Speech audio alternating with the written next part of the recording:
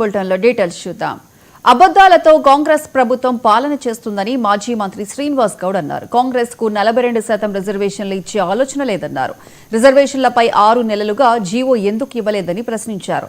BRS బీజేపీని తిట్టడం తప్ప కాంగ్రెస్ చేసిందేమీ లేదని విమర్శించారు.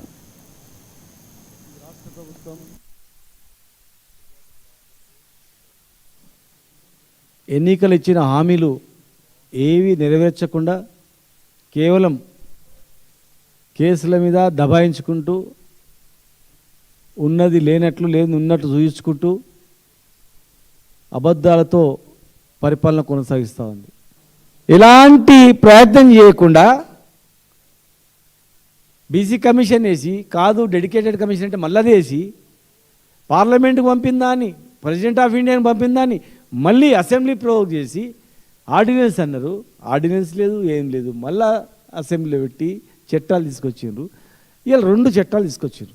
మరి ఇదే జీవో 22 నెలలు అవుతుంది కదా, మీరు 6 నెలలు అమలు చేస్తామన్నారు కదా. ఇదే జీవో 6 నెలలు అమలు చేయడానికి జీవో ఎందుకు ఇవ్వలేదు? ఎవరైనా నిజంగా అమలు చేయాలంటే ఫస్ట్ జీవో ఇవ్వాలి.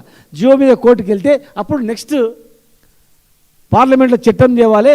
టీఆర్ఎస్ పార్టీలు చెప్పింది కరెక్టే, తమిళనాడులో చేసిన ప్రకారమే ఉమ్మన్నారు వాళ్ళు, దాని ప్రకారం మొదమని పోవాలి. 6 నెలల తర్వాత ఈ ప్రాసెస్లో ఉంటే అది అయ్యేదేమో. కానీ మీరు రివర్స్ గేర్లో అటు పంపినరు, ఇక్కడ జీవో తెచ్చారు. పార్లమెంట్ పంపినరు, ఇక్కడ జీవో తీసుకొచ్చారు.